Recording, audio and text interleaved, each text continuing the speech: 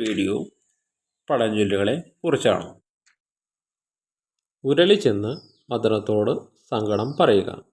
കുറഞ്ഞ സങ്കടക്കാരൻ അധിക ദുഃഖിതരോട് അവലാതി പറയുക.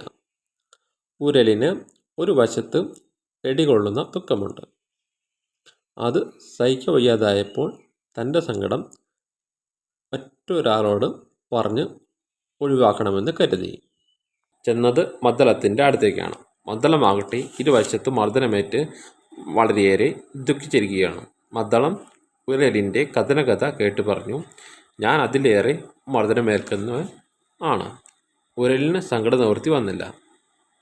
ഇതുപോലെ ആകരുത് നാം നമ്മുടെ ദുഃഖം പരമാവധി അന്യരെ അറിയിക്കാതിരിക്കണം. അഥവാ ധരിപ്പിക്കണമെന്നുണ്ടെങ്കിൽ അത് നിവാരണം ചെയ്യാൻ പ്രാപ്തനായ ഒരാളോടായിരിക്കണം.